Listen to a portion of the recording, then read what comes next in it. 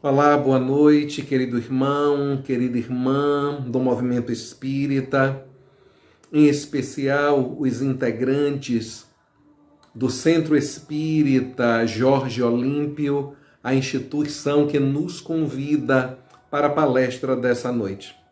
Trago um abraço carinhoso e fraternal de cada um dos membros do Grupo Espírita Porto da Alegria, a casa de que faço parte. E faço votos para que todos nós tenhamos uma noite gostosa em meio às reflexões que este tema nos propõe a fazer. Vamos a ele? O tema que nos coube na noite de hoje é extremamente instigante. Ele fala diretamente ao nosso coração, porque tudo aquilo que diz respeito à família deve despertar em nós um subido interesse. Família, escola de espíritos. Nós vamos começar dizendo que a escola, como é entendida hoje em dia sobre a Terra, é sem dúvida um elemento muito recente da sociedade. Nem sempre foi assim. Isso tem a ver com o fato de que, historicamente, o processo de ensino e aprendizagem educativo esteve limitado aos segmentos mais poderosos da sociedade, aos filhos de quem detinha a riqueza, àqueles que eram os párias da sociedade. O acesso à educação acadêmica, à educação livresca, era simplesmente impossível. Assim, a maioria das pessoas não costumava receber nenhum tipo de educação. Além do conhecimento básico e necessário para executar uma tarefa prática específica, tais como a agricultura, lavrar, amanhar o solo, o artesanato, o comércio, a cozinha, etc., etc. Fora disso, nenhum acesso à educação convencional como nós entendemos. Durante muito tempo, o modelo de educação oferecido na sociedade passava pela contratação de homens de inteligência iluminada, detentores de saberes que eram transmitidos para os seus alunos, seres que ainda dormiam na noite da ignorância. Alguém possuía este saber e transmitia para um outro sem luz, para um outro em ignorância. Com o tempo, entretanto, com o aprimoramento da educação, verificou-se que em nenhum processo real de ensino-aprendizagem apenas um ensina ou apenas um aprende. Mas existe sim um verdadeiro e efervescente processo de trocas em que todos contribuem com algo e, portanto, todos ganham, aprendendo um com o outro aquilo que ignoram ou aquilo que pouco sabem. Quando falamos de espíritos, convivências milenárias, tal fato ganha ainda uma maior expressão. Visto, meus queridos, que durante os seus processos evolutivos, esses espíritos, alunos ou professores hoje, empreenderam inúmeros e diferentes caminhos que ofereceram a cada um distintas experiências. Distintas experiências que o outro, seja aluno, seja professor, muitas vezes não viveu, razão pela qual não as conhece. Então, quando nós, na qualidade de espírito, reencarnando aqui e ali, aprendemos algo que o outro reencarnando acolá, ou em tempo distinto do nosso, não teve acesso de aprender. Esse espírito vem com uma bagagem sobre aquele aspecto, naquele quesito diferenciada, porque falta o outro. Já o outro, pelos caminhos que percorreu, aprendeu coisas que nos foram negadas nos nossos caminhos. E, portanto, tem algo de muito significativo para nos oferecer, fruto das suas experiências. Imaginemos o tamanho do acervo dessas vivências tão singulares. Por exemplo, no campo da dor, no campo das lutas, no campo das conquistas, das superações. Aquilo que eu vivi dentro deste cenário das dificuldades que envolveram os meus passos, em nada se compara às experiências daquele que ladeia comigo agora, como espírito encarnado. Imaginemos a dimensão da bagagem que trazemos dos dedicados estudos feitos em muitas áreas a cada reencarnação.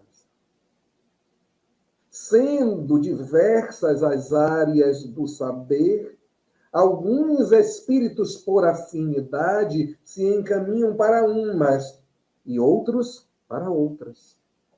Daí terem aprendido em universos, em fontes de conhecimento, às vezes absurdamente distintos. E quando esses espíritos se encontram, trazem cada um universo tão rico daquilo que aprenderam e que nós não tivemos a oportunidade de aprender. Daí esses encontros serem extremamente interessantes para se produzir as trocas. E quanto temos para aprender com aqueles que não se afinizando muito com os livros, perdoe,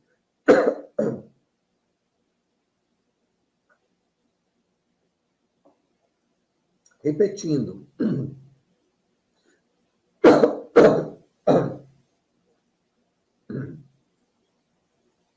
desculpem mais uma vez, o quanto temos que aprender com aqueles que não se afinizando tanto com os livros, foram para a prática da vida.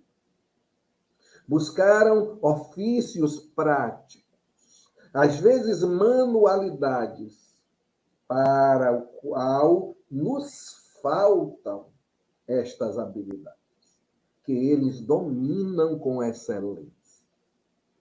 Seja no traquejo de um bordado, seja no manejo da madeira, com o serrote, com a plana, ou no dedilhar de um instrumento musical complexo, como é o piano. E desenvolveram a destreza. Muitas vezes, por tanto treinarem, por tanto praticarem estes ofícios, se aproximaram daquilo que hoje nós chamamos de genialidade.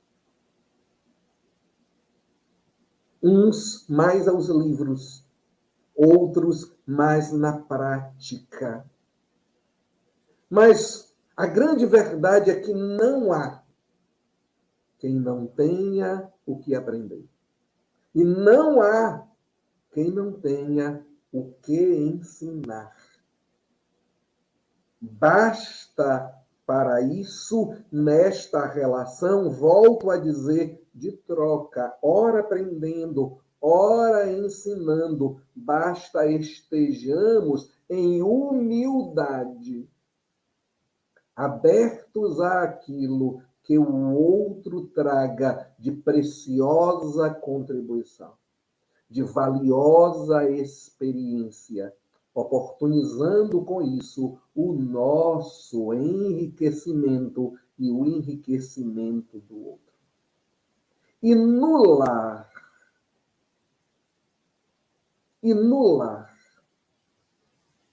onde está a escola? E no que o lar se apresenta como um educandário? O lar é, meus irmãos, na verdade, a primeira e mais importante das escolas.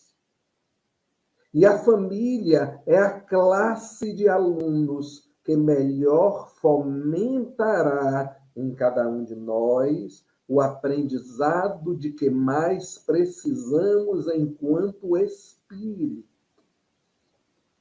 O lar como escola, a família como classe de alunos. E no grupamento de alunos chamado família, seremos apresentados a novos colegas, mas também nos reencontraremos com velhos companheiros de turno. Observemos muito bem, com atenção, o que nos diz a este respeito o Espírito Irmão José na obra Teu Lar, páginas 141 e 142. Ele nos diz assim: antes de te ligares aos teus compromissos kármicos do pretérito, liga-te em teus vínculos afetivos do presente à lição que teu espírito mais carece a assimilar. Olha o que ele está nos dizendo. Está nos dizendo que antes de haver uma vinculação para o planejamento reencarnatório que reunirá a futura parentela, antes de se buscarem aqueles espíritos com quem nós já convivemos no pretérito, são selecionados aqueles espíritos que, convivendo conosco, e nós com eles, conseguirão produzir na experiência evolutiva de espíritos encarnados a melhor lição de que ambos precisamos. Continua dizendo o irmão José, ampliando o esclarecimento. Assim, nem todo problema que faceis em teu relacionamento doméstico é consequência de vidas anteriores. Olha que coisa legal para aprender. Ou seja, nos alunos que estão aqui conosco, matriculados na escola do lar, na classe da nossa família, nem todos serão alunos que já conviveram conosco. Ou seja, nem todos os nossos parentes serão espíritos que já gozaram de experiências comuns em outras existências conosco.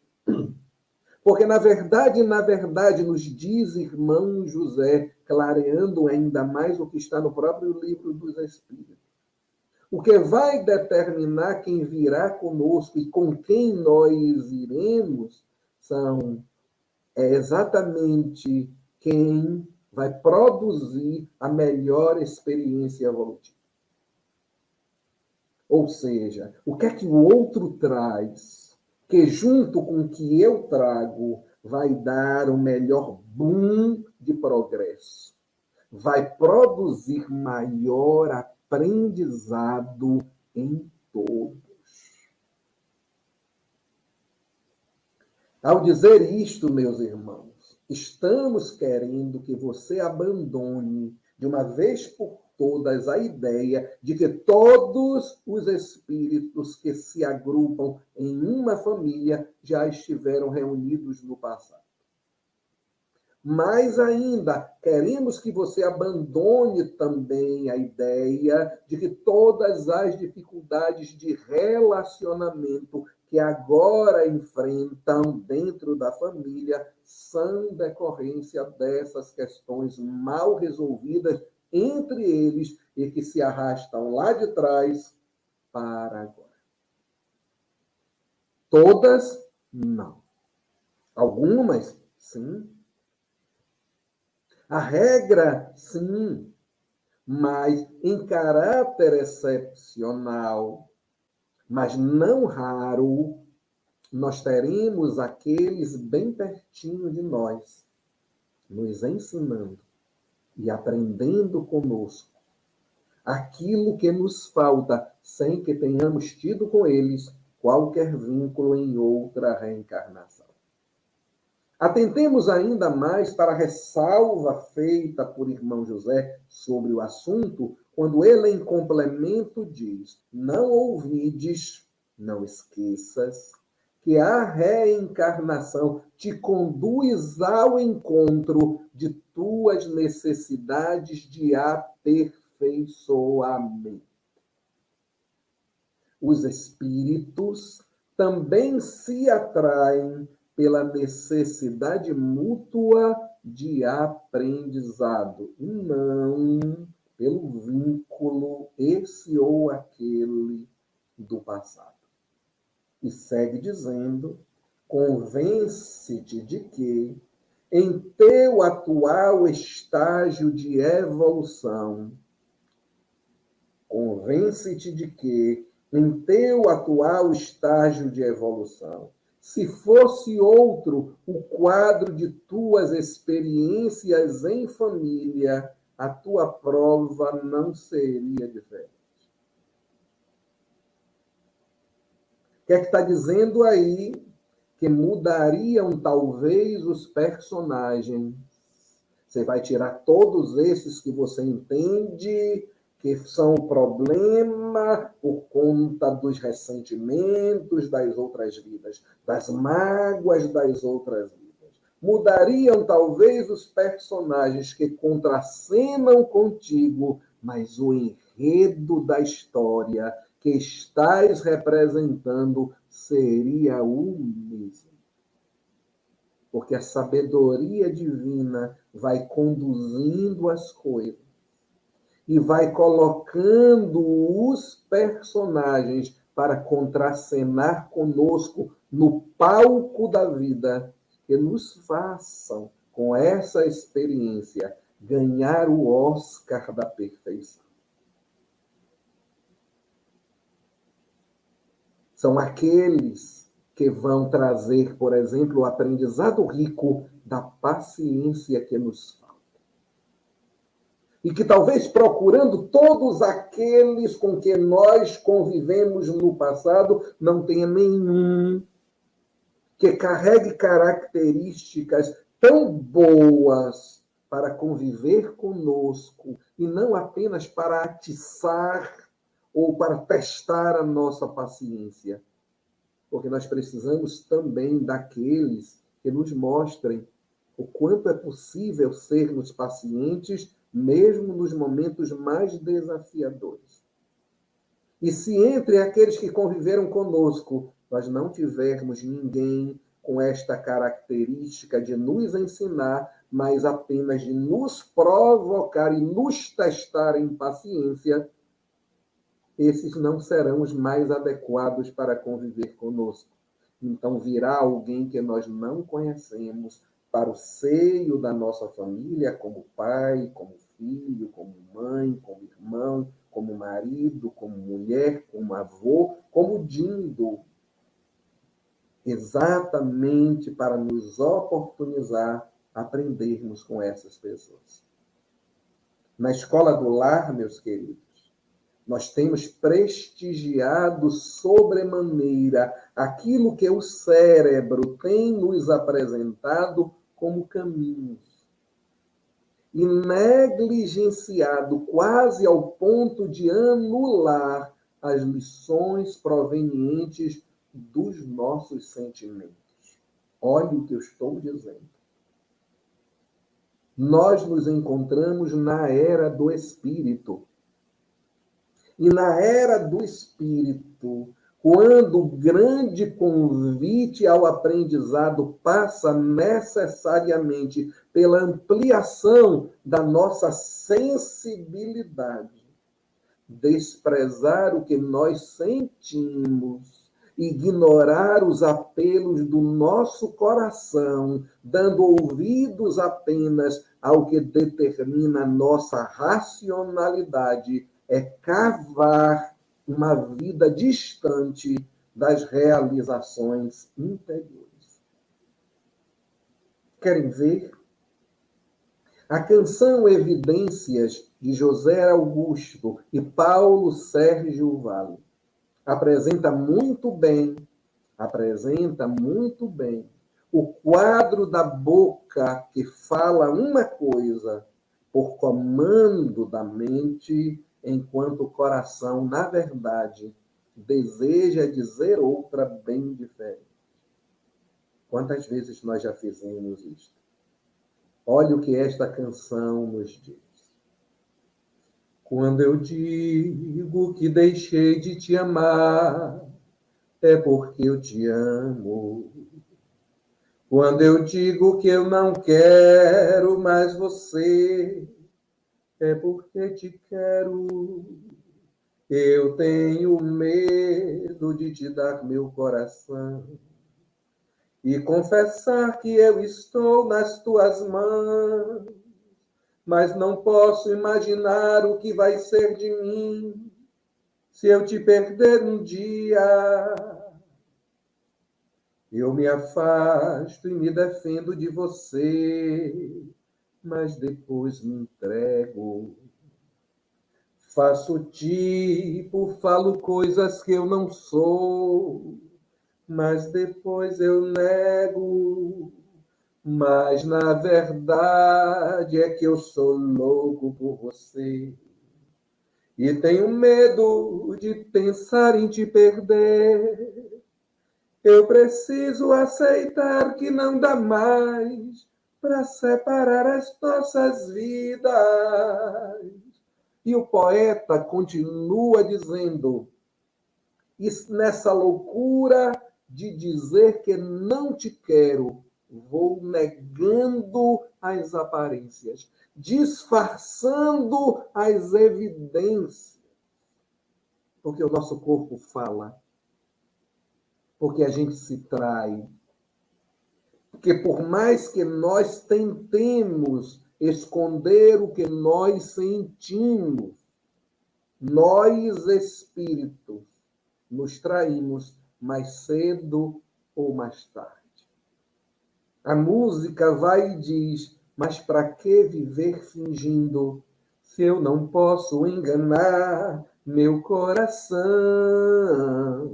Eu sei que te amo, chega de mentiras, de negar o meu desejo. Eu te quero mais que tudo, eu preciso dos teus beijos. Eu te entrego a minha vida para você fazer o que quiser de mim.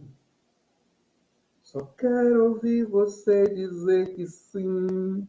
E a música vai seguir, dizendo muita coisa para cada um de nós. Mas o que isto tem a nos ensinar? O espírito Hermance Dufour, na obra Escutando Sentimentos, página 23, ela nos ensina dizendo assim: os sentimentos são guias infalíveis da alma, na sua busca por ascensão e liberdade. O alto amor, prestem atenção para isto, o alto amor consiste na arte de aprender a escutá-los, a estudar a linguagem do coração. Vou repetir, porque isto é primoroso e é primordial para a nossa felicidade. O alto amor consiste, nos diz Hermance, na arte de aprender a escutá-los, os sentimentos, a estudar a linguagem do coração. Sentimentos guias infalíveis da nossa alma. O que a nossa alma deseja? Pelo que a nossa alma anseia? O que bate onda para ela? O que a nutre? O que a felicita? Vem Hermance ainda nesta mesma linha, nos chamando a atenção para a necessidade de, nessa escola, nós não negligenciarmos aquilo que nós sentimos. Não atuarmos tão somente pelo racional, pelo cognitivo. Ela vai na página 22 e diz assim: escutar os sentimentos não significa adotá-los prontamente, mas aceitá-los em nossa intimidade e criar uma relação amigável com todos.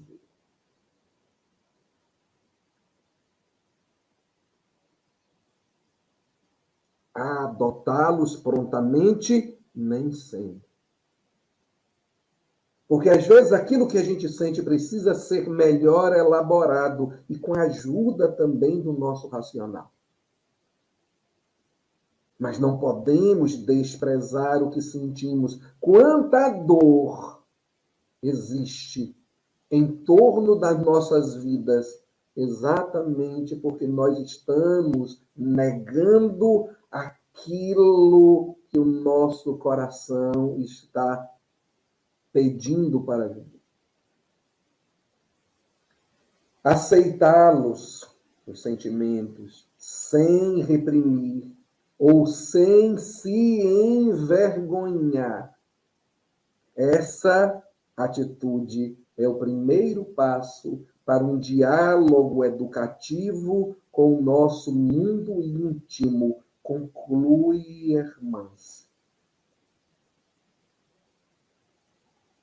E aí vem um ensinamento que eu quero que todos parem tudo agora para prestar atenção.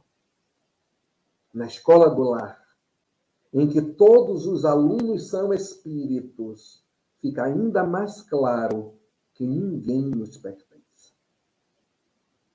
Ninguém nos pertence.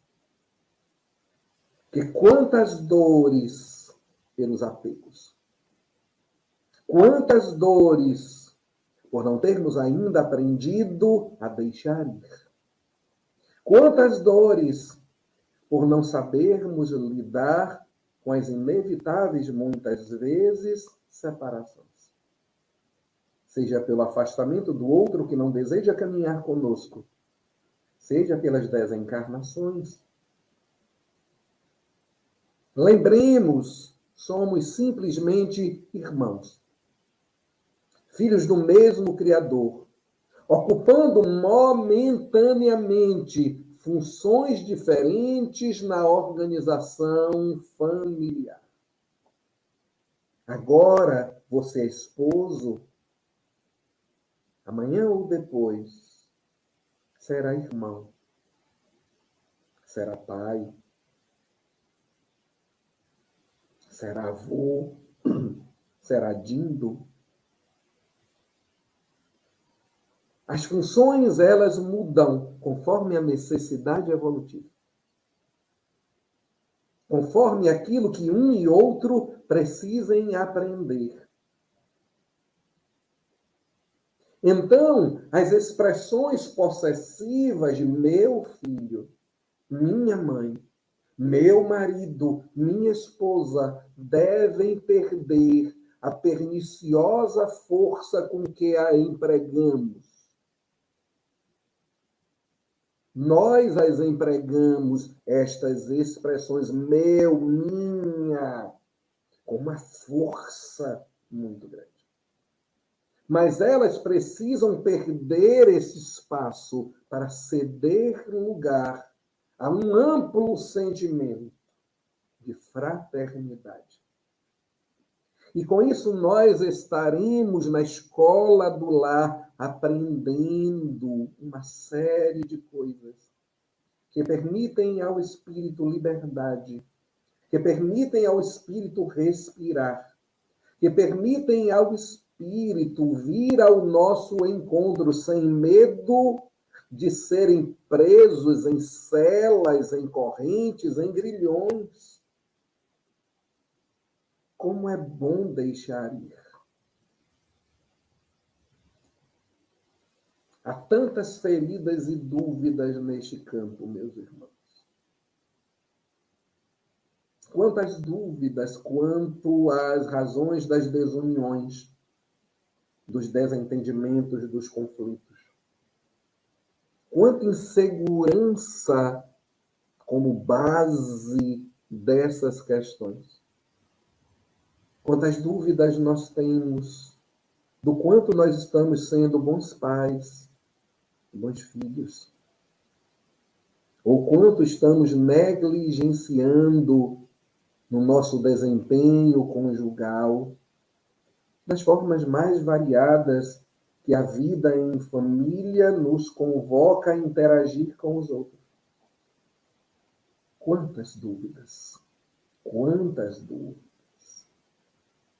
E o mais interessante é que este aprendizado, ele só se dá vivendo,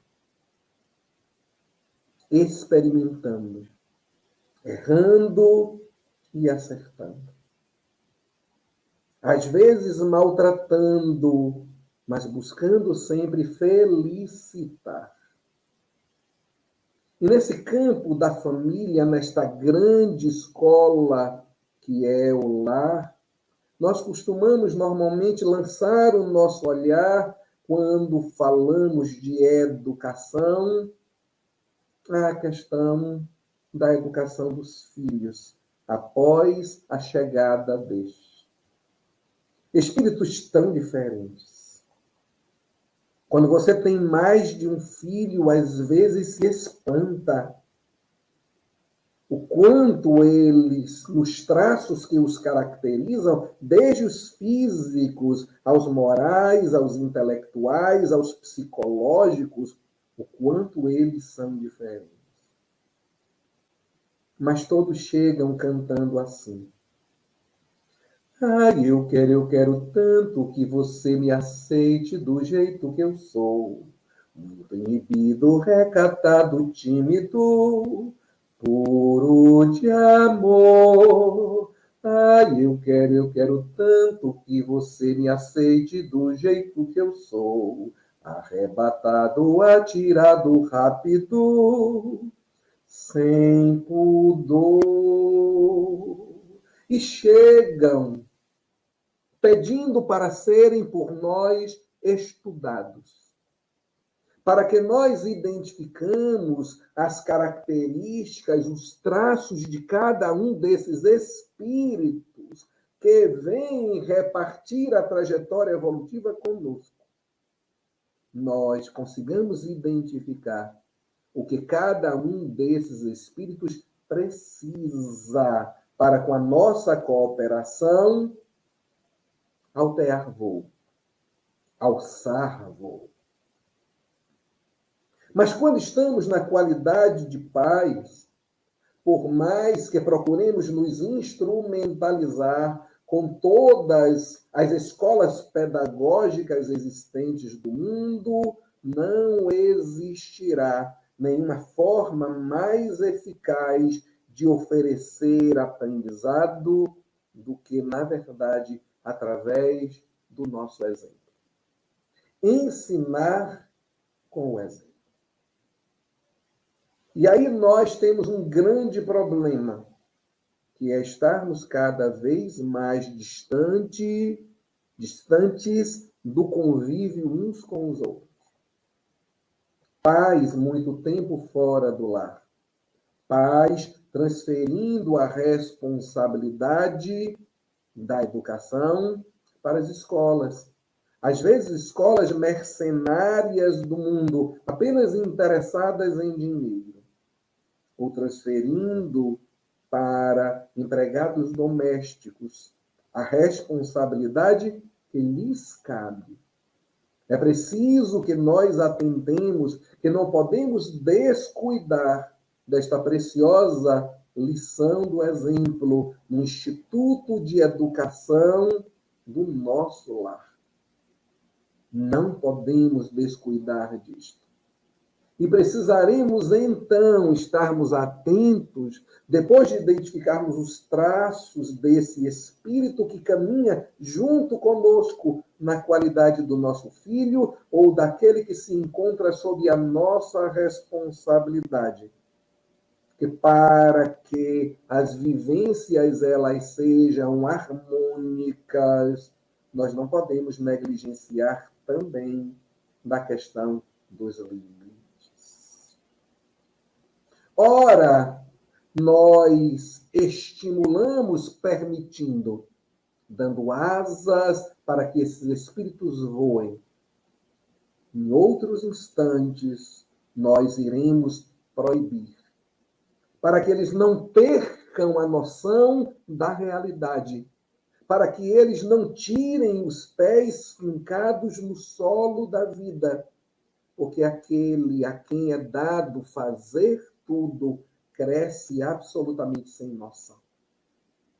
Acha que pode descumprir as convenções sociais, as leis estabelecidas, desrespeitar as autoridades constituídas, a começar pela própria autoridade paterna e materna. Não negligencie o estabelecimento de limites, identificando o quanto este espírito pode ter de rédeas soltas, ou quanto esse espírito precisa ter de freio e espora sob a sua condução amorosa. Não se esqueça, o seu filho é um espírito, assim como você. E muitas vezes trazem traços de egoísmo, que nós precisaremos combater da mesma forma como devemos estar atentos para o egoísmo em nós. Porque existem pais ausentes exatamente por conta do egoísmo que os caracteriza. Cuidam apenas daquilo que os felicita, esquecendo-se de doar mais tempo e atenção para aqueles que deles dependem. Aprendamos a diluir o egoísmo no lar, educando-os desde muito cedo, por exemplo, a repartir. Repartir em família, por exemplo, entre os irmãos. É uma experiência extremamente preciosa para ir combatendo o egoísmo que diz é meu. Quantos pais, para não terem o trabalho de educar na escola do lar, optam por, desde cedo, estimular os filhos a dizerem assim, ou melhor, educar os filhos dizendo assim: eu vou dar uma bicicleta para cada um, para vocês não brigarem, para vocês não disputarem. Estão dizendo a esses espíritos que o que é de um, e o que é do outro é do outro. E essas questões e essas coisas, esses bens não se comunicam. Estão fugindo do trabalho de educar, que é: agora é a vez de seu irmão. Você não o ama? Empreste para ele. Ande um tempo, brinque um tempo, depois é a vez dele. Vocês podem brincar juntos, um pedalando, o outro na garupa. Aprendam a dividir as coisas. Mais tarde, quando adultos, talvez um passe por dificuldades e o outro esteja numa condição financeira bem, ou um esteja com problemas psicológicos, como é muito comum nos nossos dias, e o outro que está cuidando apenas da sua própria vida, não reserva um tempo para dedicarem atenção e cuidado àquele irmão que precisa do seu carinho. Que tenhamos a nossa atenção desperta para a forma como estamos conduzindo realmente esses quadros. Façam com que os irmãos emprestem as coisas um para o outro. Se alguém tem, é melhor dar. Aprender a dar. A dar a calça. E não brigar pela calça que o irmão ou a irmã usou, pelo lanche em que tirou um pedaço. Você ficou com mais do que eu. Se nós criarmos o egoísmo nos nossos filhos, ou não combatermos, o que é que vocês esperam deles mais tarde, como filhos, na direção de vocês? Generosidade? Sejamos sempre desprendidos. Ensinemos a caridade a começar do lar, mas não nos restringamos ao lar. Mostremos que, apesar deles serem nossos filhos, existem outros irmãos nossos de humanidade que, em precisando de nós, do nosso tempo, da nossa atenção ou dos nossos recursos amoedados, nós também temos obrigações para com eles. Obrigações de amor. Não deixe que nenhum filho exija que você se negue a auxiliar um parente ou amigo para auxiliar apenas a eles. Para enchê-los de mimos ao ponto de virar as costas aos outros que às vezes choram e gemem, esperando da sua ação caridosa também. Como pais, devemos ser instrumentos de Deus. Quando falo instrumentos de Deus, é nos colocarmos à disposição dele para melhorar a própria humanidade da qual nós fazemos parte. Uma música que ficou conhecida na belíssima voz de Aline Barros, uma canção gospel de nome Sonda-me, diz assim: como um farol que brilha à noite, como ponte sobre as águas, como abrigo no deserto, como flecha que acerta o alvo, quero ser usado da maneira que te agrade em qualquer hora, em qualquer lugar. Eis aqui a minha vida, usa-me, Senhor, usa-me. Como pai, como mãe, eu quero ser usado da maneira, Senhor, que te agrade. Para que eu seja um instrumento de cooperação, porque o filho é teu, apenas me foi emprestado. Para que eu possa ajudar a conduzir esta alma para o grande objetivo da vida, que é de facilitar para que ela se transforme em um homem ou uma mulher de bem. Um homem ou uma mulher de bem. Não é outro objetivo da vida. É de produzir este ente evolutivo. Mas para isso, nós precisamos estimular na mente e no coração dos nossos filhos, incessantemente, em todos os momentos, a lembrança de Deus. Porque está existindo uma verdadeira revolução na família, com uma tal de depressão. De pessoas com vidas sem sentido. E pela falta de sentido na vida, em desespero, sem esperança e com medo. E às vezes não sabendo onde se agarrar. Essa luz só pode ser Jesus.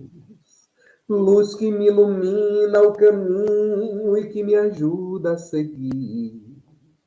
Será esta luz quando apresentada através do culto do Evangelho no lar, semana após semana. Mesmo que alguém no lar não queira participar, você persevera mostrando a todos o quanto aquilo é importante para a sua vida, que você nunca apagará esta luz de conexão com o Altíssimo, com esse Pai misericordioso e bom. Nunca, nunca apagar. Para que elas saibam que, qualquer que seja a dificuldade da vida, nós sempre contaremos com Deus. Ensine-as a orar. Na escola do lar, ensinar desde pequeninos a oração é medida de amor. E com isto, nós vamos iluminando os nossos lares. Nós vamos saneando a psicosfera do nosso lar. E fazendo com que a qualidade das relações, às vezes inicialmente conflituosas, vão amainando, vão asserenando, e os corações se reconectam uns com os outros. Eu não gostaria de terminar o trabalho desta noite chamando a atenção de que, da mesma forma como nós temos o dever da atenção com a criança, o amor que existe em nós não pode ignorar a necessidade de ensinarmos o respeito e o amor aos mais idosos. Você lembra, naquele tempo eu tinha estrelas nos olhos e um jeito de herói. Era mais forte e veloz que qualquer mocinho de cowboy. Você lembra, eu costumava andar bem mais que 1000 léguas para poder buscar flores de maio azuis e os seus cabelos enfeitar. Água da fonte cansei de beber para não envelhecer. Mas todos nós envelhecemos. Se não morrermos antes, se não demandarmos mais cedo de volta ao mundo espiritual, todos nós envelheceremos. E precisamos dizer isto aos mais jovens, que eles serão nós amanhã. E dizer que talvez eu seja simplesmente como um sapato velho, mas ainda sirvo se você me quiser.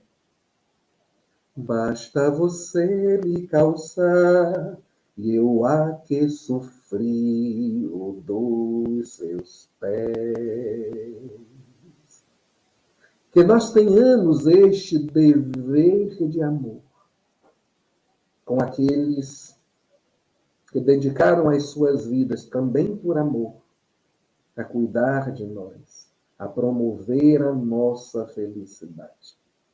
Quaisquer que sejam as dificuldades que você enfrente em família, juntos, semeando a união, será muito mais fácil de você conseguir superá-las, de vencer os obstáculos que talvez caracterize agora, no momento mais difícil, a sua vida em família.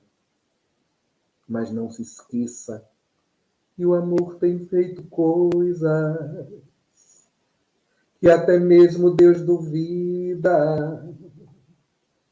Já curou desenganados, já fechou tanta ferida.